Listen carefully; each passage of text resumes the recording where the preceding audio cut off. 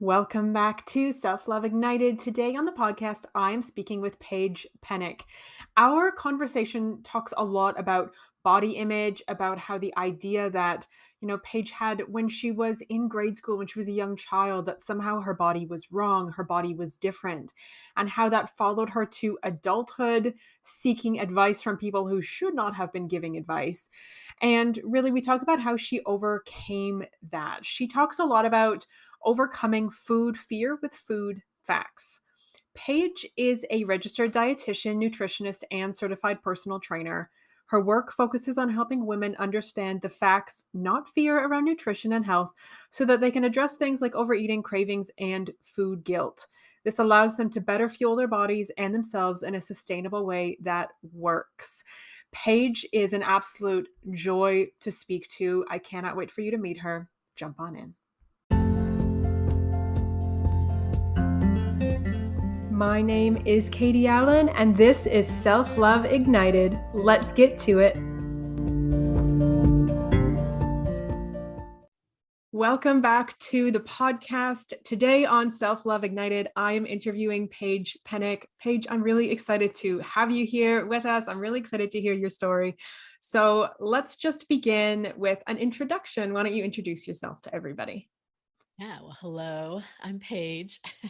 I grew up in the Midwest of the United States and nothing super crazy there, just a kid growing up and then moved out to Los Angeles for a couple years. And well, I guess before that, I got a degree in theater. So I moved out to Los Angeles for acting and comedy. And then I decided to pursue nutrition because I had a lot of questions. And so I became a registered dietitian and then recently became a personal trainer. And here we are, is the short version. Very cool. And you're not in Los Angeles anymore, right? Where are you based now? No, yeah, I'm back in the Midwest, the Cool. middle of the US. Yeah. Right in the middle. Just plunk you Yeah. down in the middle. Awesome. That's awesome. That's awesome. So this podcast is obviously, it's in the title. The podcast is all about self-love, right? And having women just like you come on and tell their stories about how they've gone from a place of not liking themselves, not loving themselves, and sort of like the journey from there towards or into self-love. So Paige, I would love to hear your story. Where did your challenges with yourself begin? How old were you, or how young were you, I should say? Yeah. I feel like I started noticing, or I started having thoughts around this kind of stuff in elementary school. Okay. And I want to note, like, these were my thoughts and feelings. It doesn't mean they were real or other people's thoughts or feelings. They were mine. Yeah. And it was thoughts and feelings around my appearance and how my body appeared versus other people, especially other girls. Like I felt like I was just a little different. And some of it was like, I just felt like I was more, if you want to use a phrase, tomboy. Mhm. Like I was more like one of the boys than one of the girls, and I just wasn't in this like delicate or tiny frame, and just started being kind of self-conscious about my appearance. And that's where it started, is the short answer there. Yeah, yeah. And I think, I mean, that age, like elementary school age, that tends to be when it starts for most girls, right? Because it's like we're approaching puberty, our bodies are maybe starting to do different things, and we're starting to see the other people around us and see similarities, but also see the differences. So, Yeah. yeah, yeah, that is so common. So, tell us, how did this sort of where you started noticing, you started sort of seeing these things and noticing your body? What did that develop into? Like, how did that follow you into your teenage years? Yeah, so I think it was pretty consistent, nothing really changed until like high school. I started thinking more about, how do I change Mhm. myself? How do I change my physical being to be this thing that I think that I want?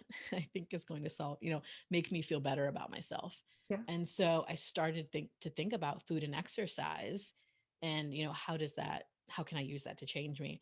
And then it really much more so was in college, uh, like going to a nutritionist or going to a personal trainer. Whether at the time I didn't necessarily like, I didn't realize that some people give out the perception that they are qualified and they really aren't. And I don't mean that in a nasty way, but I just think it's helpful because sometimes when we want an answer so bad, we will take it from anybody. Mhm. And so you look a certain way and you tell me you know what you're talking about. I was like, I'll do it, like whatever. Yeah. And so I'm turning to these people and they're telling me what to do. And so I would go do it all in this pursuit of, I feel the need. I feel like I'm going to have my life will be better. I'll feel better about myself if I do this thing.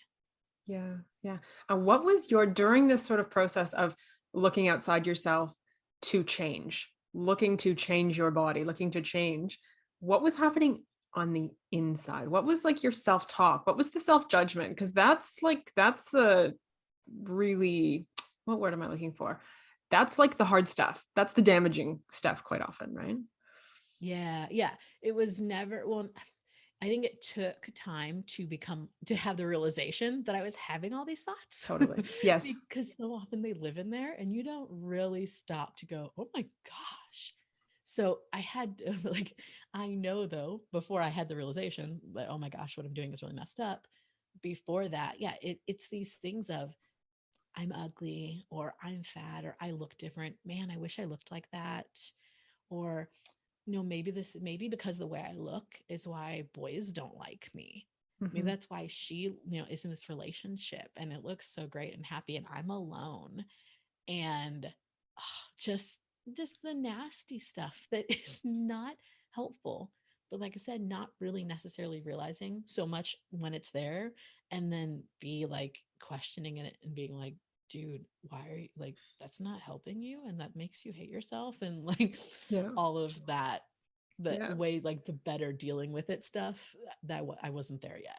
Right, right. And that's learning and age and maturity and opening your eyes to the bigger picture and the world, which obviously you have done now, right? But yes, you when you were, a teenager and in university, you didn't have that. You didn't have that the ability to see that yet. You weren't seeing the world or yourself through that lens yet, right? Yeah. Yeah. So how Yeah. did that how I'm really curious, how did that follow you into adulthood and moving out to Los Angeles? Tell us about that too, because I'm sure there's some interesting things in there. Yeah. So, well, so I like in college is kind of when I started, like I said, like I went to this personal trainer and like, I don't even know that she had any credentials and like, not that a credential means you're better, but in her scenario, I feel like she maybe wasn't really qualified. And also she was giving me nutrition advice, which I know now is like is straight up illegal. Yeah. Like she should not have been doing that. It's not safe. And actually, it's a kind of a side note, but it just reminded me of when my roommate, like a really good friend, not being nasty, my friend today, like I have very few friends that like have been my friend that long. Like she's been Mhm. my friend. And she said to me at one point, she was like she's kind of concerned. She's like, I think you look gaunt. And I was thinking like I don't know. And I don't know, was I gone or, everyone's got a different definition. Yeah. But the fact that somebody really cared about me, said use that word in the moment, it didn't really let it sit with me. But later you're like, huh, maybe that personal trainer is giving me this nutrition advice. Like, anyway, sorry, I Mhm. sidetracked.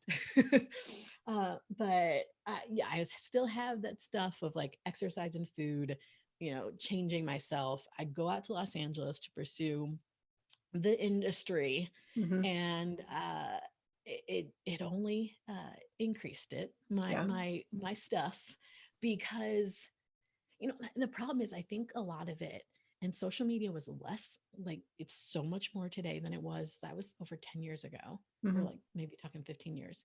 um what I notice now, so much of this when you have these realizations later, Yeah. is that stuff is coming from external sources. It wasn't like some of like initially it started with me, but maybe potentially that was already from magazines or TV or whatever. Mhm. But I think of a specific instance where I think at that moment I may have been feeling okay about myself. I don't remember for sure, but I had this teacher, this acting teacher in one of our classes, and I hope I'm not going too off far on a tangent here, but No, no, it's good. um, she was pointing out like I remember like going around the room and I only remember specifically this one woman and I, so I don't know if she did this for everyone. And it was interesting. I'm like, I don't remember her doing it to any of the guys. But she looked at this one woman and we're in there for class. Like, I don't remember us like being like, yeah, I want you to do this. She talks at her and the woman is probably in her 40s.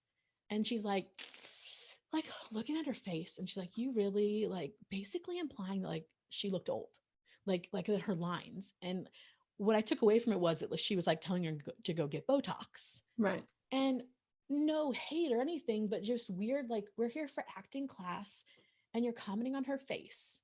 And then she comes to me and she's like, you're kind of a big girl. And I thought, that's interesting. Like, that's a phrase I've never thought of. I've never given to myself. Like, Mhm. like I was here for commercial acting class, and okay. The kind of weird thing is that I walked away from that, and I don't think I actually let it really become my thoughts about myself, Mhm. which I don't know why in that one I didn't let eat me. It was more the fact that I was like, that's really messed up. Like, that was unsolicited advice and you didn't need to do that. So sorry, I'm worried I'm still going off on this tangent, No, but no, it's good. You're good. You're okay. good. But basically that, I don't know if it was before that or after that, I got real serious about exercise and food, Mhm. and it just increased. Like I said, it increased. There were like dudes I was going to the gym quite often. I don't want to give specifics in case anybody, I don't want to mess anybody's head if anybody's listening, but or just, some people to mess with maybe. Mhm. uh but a lot. And like the dudes at the gym who like sell memberships, this is how desperate I was for information. Those guys, like, they're sales guys. No offense, like that's their job, though, it's sales. And I like brought in a bottle of protein powder one day. It was empty protein powder. And I was like asking this dude if it was good quality. And I was like, here's the nutrition label, like the ingredients. And I'm not saying it to make fun of anybody, or like it's just an example of like how desperate I was and how much I wanted it. And that guy probably knew nothing about nutrition, Mhm. but I was like, he's at a gym, so he knows what he's talking about. Yeah. Sure. So, and if he'd said, go take your protein and jump off a bridge, I might have done it. Like, I just wanted it so bad. Mhm. And that's my really long answer to your question. Mhm. Mhm. And when you say, "I wanted it so bad," like, what specifically did you want? Did you want to be fixed? Did you want somebody to just, like, have this magic answer that would make you just suddenly feel really great in your body? Like, what was the thing that you wanted? I think, so I'm trying to think in that moment, because in that moment, I thought someone said, what do you want? I want a smaller body. That Mhm. probably would have been the short sentence. Yes. Now, the problem is, past that, if you dig deeper, it's, I want to feel better about myself. I want to have energy. I want to sleep better. I want to not be confused about what to eat, because I was so confused. How do I fuel my body? I'm working out. When do I eat? All these things about nutrition that we're not taught. Mhm. I wanted to know all this stuff, but the top layer or the bottom layer, I don't know, one of that layer there, the surface level, yeah, it's Yeah. the surface layer, was, I want to lose weight. I Yeah. want a smaller body. Right. And it Right. was oftentimes in, because I think that will get me Yeah. a boyfriend. I think Yeah. that will get me guys into me. I think that will make me feel better about myself. I'll look cuter in clothes, Yes. things like that. Yes. It's always that, isn't it? Like it's all we, and I think this is human nature in general, right? We all want things, but we don't usually want the thing we think we want, what that thing is going to bring us, right? So it's like you can ask, and this applies, I mean, I see this all the time with my clients, but like this applies to just humanity in general. It's like, I want to have this amazing job. Why do you want that? Well, it's going to pay me more money. Okay, well, why do you want that? Well, it's going to change my lifestyle and then I'm going to be happier and people are going to like me more, right? So it's like we do the things we think we need to get us the results. So for you, it was, I think I want a smaller body because it will, I'll be more comfortable. Guys will be into me. I'll have a boyfriend. I'll do all this. And the weight was just the doorway that you thought you had to take to get there. And I think you bring up a good Yeah. point, is that you Oh, yeah. think that, Yeah. but that's not, when you're not in it, you realize that that's, I don't know, 99% of the time, not your solution. No, There- no. that- and I don't know why that is, that, like, I don't know, we just haven't dug enough or what, but there's other stuff that needs to get addressed. Totally. Totally. There's always other stuff. Yeah. So, okay. So I want to bridge the gap for us then from that girl who was in Los Angeles getting advice on protein powder from some dude at a gym, which I know when you say it now, you're like, oh my, like, how did I get there? But that was your reality, right? That's a real thing. Bridge the gap between there and you today being a nutritionist, being a trainer. Clearly you have done a hell of a lot of work and really committed your life to this. How'd you get there? Yeah, something the weird thing is I was thinking about this and I was like, I don't know if there was a specific moment, but I can remember certain things like the fact, if we're being real honest, I was having some GI struggles. Mm-hmm. We won't get specific, but that like when you're feeling uncomfortable GI wise, and like that's a little sign there. Maybe there's something going on. I was eating tons of froyo. That's what we call it in LA, frozen yogurt. Froyo. Um, and just not the food I was eating was about calories typically and not about quality, Right. not about actually fueling myself or feeling good. Mm-hmm. So there was this, because of what I was doing, my froyo and my calories. I, I think just somewhere in there, I don't know if I got tired of it or what. I was listening to this other random nutritionist telling me all this stuff. Somewhere in there, I was like, this isn't working, or like, what's going on here? And I was started to go, I want the information. I don't know if these people are full of junk.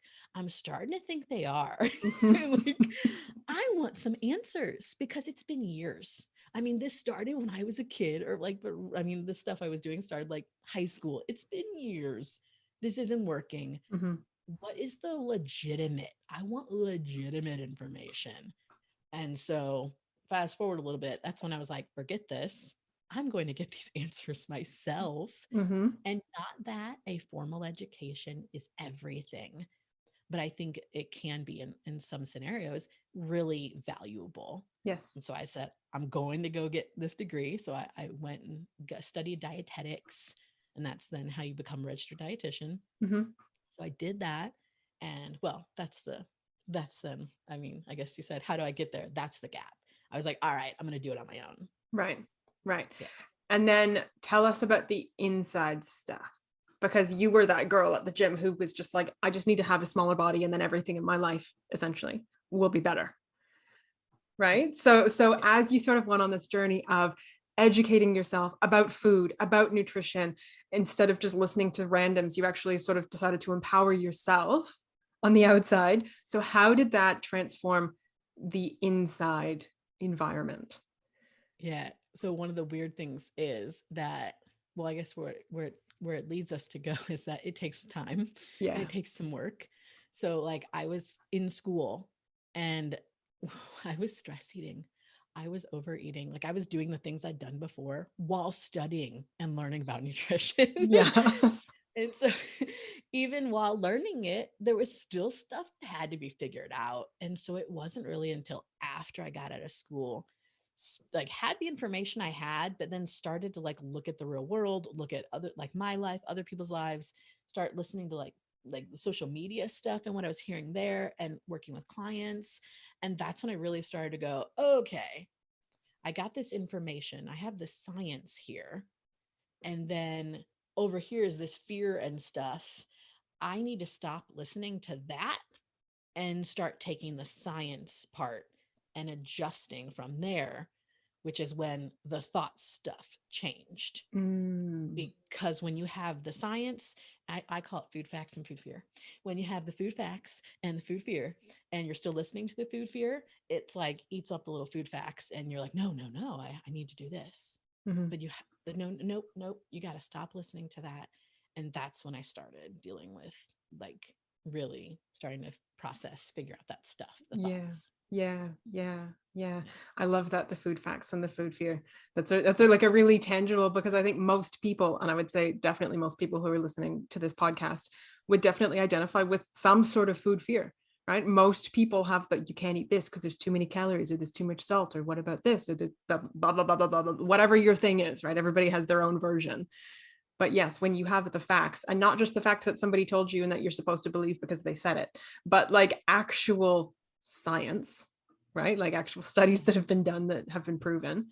Yeah, it's like I get how one could sort of overpower the other, and it sort of does get, you have to choose at some point, don't you? Yeah. Like, yeah, do I want to listen to all these fears and all this bullshit that I've been listening to for a long time and it hasn't been working so great so far? Or do we want to let the facts take over? Do we want to let science be like the loudest voice in the room in my head? Yeah. Yeah, yeah, And apply it to your life, yeah, because that's the other problem. You can have all the information, but then it doesn't work for you because you heard you have to do it this one way. yeah, And I also look at it as extremes. I have to do all this. I have to do all this. Okay, let's get back in. Let's find the middle. Let's find where it works for you and get some balance. yeah, I'm so over extremes. yeah, Let's yeah, find like the rules. Like you said, the fear.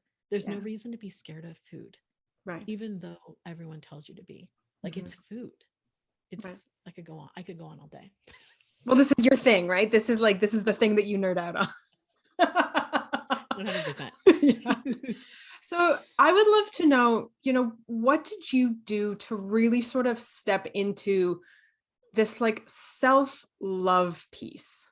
Because there's like the food piece and like the science piece, but how did you change that thought of I need to be thin in order to be happy, get a boyfriend, to fill in the blank, to like I get to love me and have those things and my body is not the problem? Like how did you, because that's a big shift. Yeah. Yeah. And I think that I feel like it's a complicated thing for probably most people. Yeah. Uh, and I think that's where a lot of where I said, okay, I'm going to take the actual facts, like, oh, carbohydrates do this for me. Oh, I don't need to be scared of them. Like, oh my gosh, I actually need them. Oh, okay.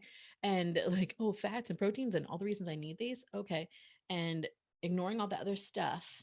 And then taking that information and in there, like I said, that's where I started to deal with those thoughts.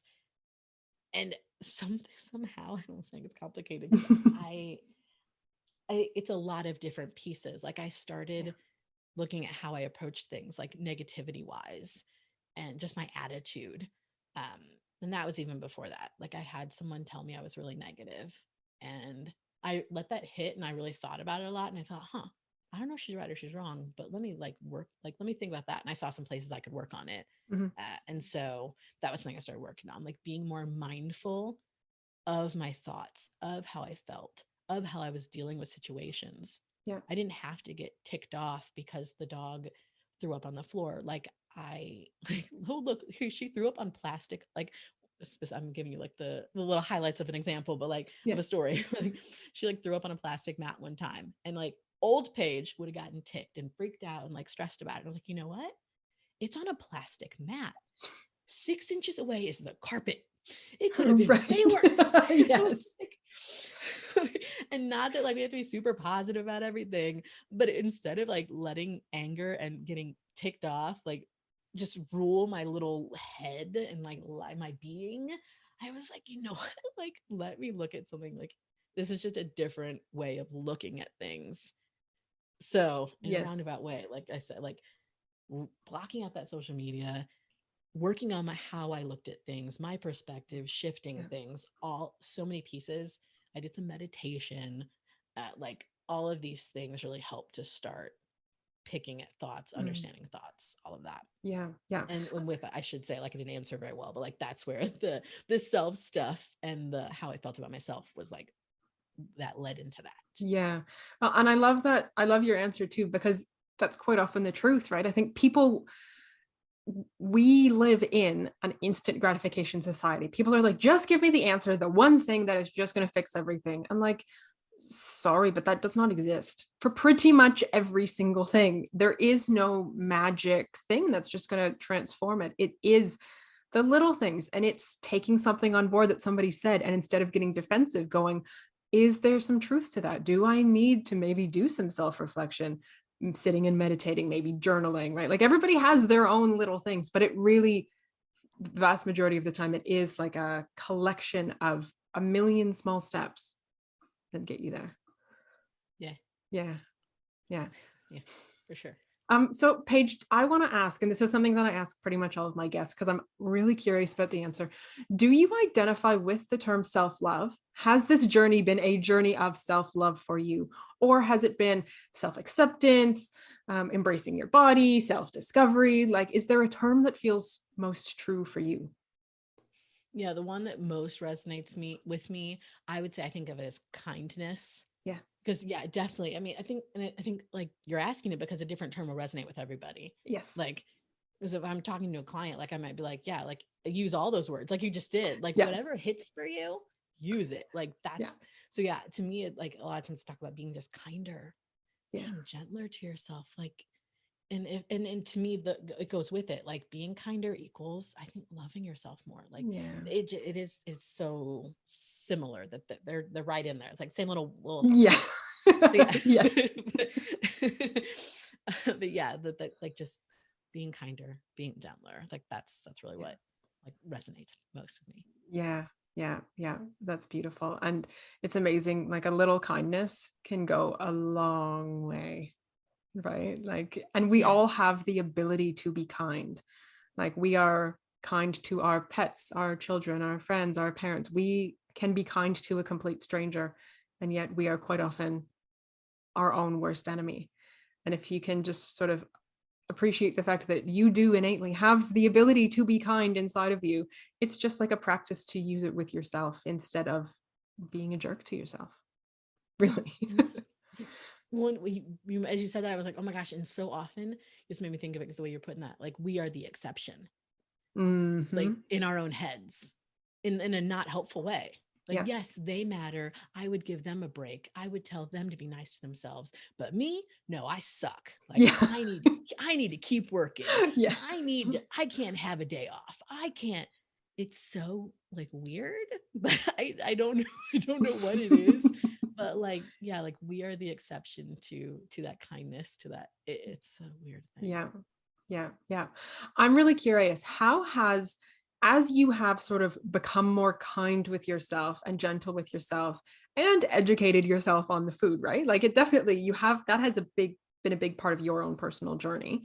How has this new way of sort of being for you impacted your other relationships? How has this impacted your friendships, romantic relationships? Like, how do you show up differently now compared to how you used to? I think, gosh, I think like specifically it made me think of like times like when friends will just like go on about stuff that's not super helpful. And once again, like I'm not extremes, like super negative, super positive. I just think there's sometimes when you can be just super negative and Yeah. like, oh, this thing sucks, or I hate myself, or like, oh, I looked in the mirror in this. And so kind of that stuff isn't really something I want to talk about or I feel the need to talk about anymore. Hmm. And changing just like the perspective shifts and it's not easy. Like sound like I fall into it too. I have to catch myself. Oh man, yeah. Like let me find the positive in that, or let me like once again doesn't have like I'm going in another tangent here, but it was just making me think of like how you can be really negative about something forever and ever, or hey, let me be ticked off about it for a little bit, and then let me feel it, and then what can I do now? How Right. can I change this? Because I can't control everything, but maybe there's something I can control. And how can I take some action instead of emotionally just letting it eat me? And Hmm. so trying to take action and sitting there for a couple minutes, fine, but let me take that action now and do something about it. And so I just feel like that impacts then the relationships, the conversations, that kind of stuff. Hugely. Yes. Yes. Absolutely. Absolutely. So, okay. I want to hear more about the work that you do now. You told us about how you sort of started into nutrition and you start like with your dietetics. So, how does that, like, what does that look like right now? What do you do? How do you help people? What do you offer? Yeah, I have an online program. I help women. I mean, not that men can't, not that anyone can't come, but it is mostly women because this is a thing that it's more common in women. I think Hmm. maybe women are more comfortable, maybe a little talking about it. Hmm. But helping them, like when you're overeating, when you feel like junk about yourself, when you are confused about what you should and shouldn't be eating, that all that stuff that I was frustrated about and didn't understand. I'm like, let me spread the word. Like, I, I don't want to see other people living like that. It's so messed up. Yeah. And so that's the stuff that the disorder, what we don't maybe even think of as disordered eating, which the word disordered says it's messed up. Yeah. That messed up relationship with food and self is why I have an online program where we go through these things and we help not have that anymore, so you can start being a happier person and like having more energy, feeling better about yourself. Yeah, It's that's what I amazing. do. It's amazing. Yeah. Yeah, Yeah. And it's like you did it the hard way, right? Like yeah. you did this the hard way, and you had to learn a lot of tough lessons, and you had to like, it was a big journey for you. So yeah, I guess you get to help clients like take the short route and maybe not have to change their entire life to make peace with food. Yeah. Yeah. I'm Yeah. like, please let me save you from the salesman at the gym with your protein powder. Don't do it. Oh my God. Like, sure, he was a really nice guy, but he is not the guy that you want giving you nutrition advice. He Mm-mm. didn't know anything. Mm-mm. So, Paige, if Yeah. there's somebody listening who is maybe where you used to be, who is still in that mindset of, if only I could change my body, then I would be happy, then I would feel comfortable, then I would this, like, who is really being not kind to themselves and really hating on themselves. If there's somebody listening who is still in that place, do you have any bits of wisdom or advice for them? Or is there like a exercise or a practice or something that you would recommend that they sort of take as their first step? I have no affiliation with them. I love the Calm app. Mm, Some people like Headspace. But I really like Calm. I think I feel like it was one of the pieces where I started and that really helped me. And you don't have to use an app, but meditation is mhm, and where I'm going with this. I mhm. think meditation, that word, some people are like, oh no, that's not for me because they have preconceived notions about what it is. Yes. And really, it can be as simple as being in a quiet place, sitting in a comfortable position, and like trying to chill out for 10 minutes. But I like the Calm app because they walk you through these meditations. There's like music that I find calming. And sometimes they talk about things like your thoughts, like, hey, you have thoughts, here's how to deal with it. Because for a lot of people who have all these thoughts, they're like just figuring out or trying to process it, you're like, what do I do with these?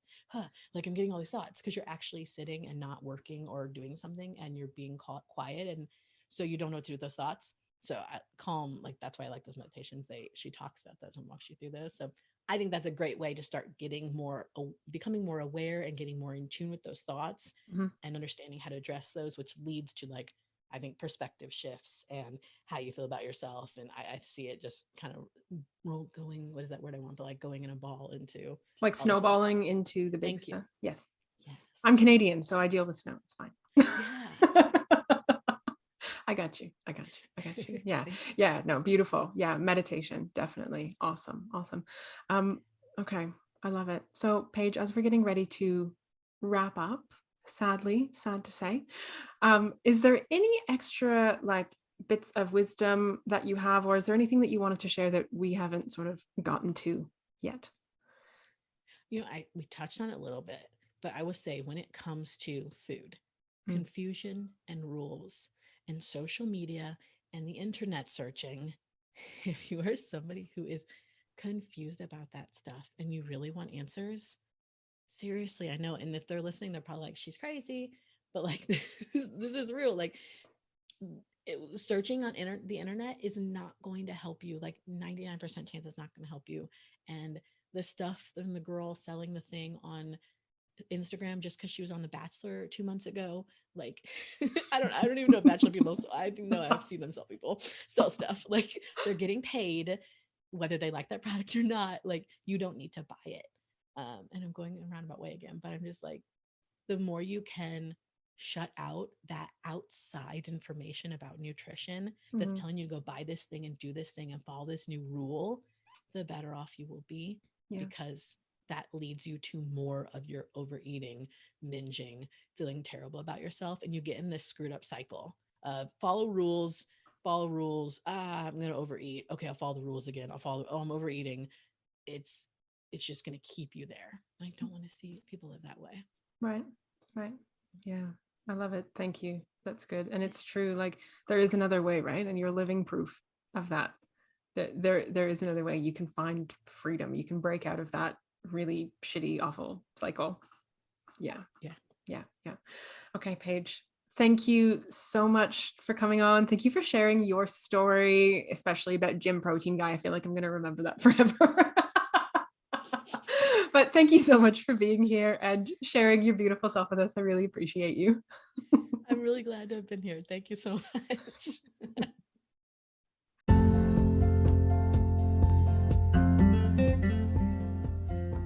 All of the links mentioned during the episode are down in the show notes. Please make sure to go on over and check them out.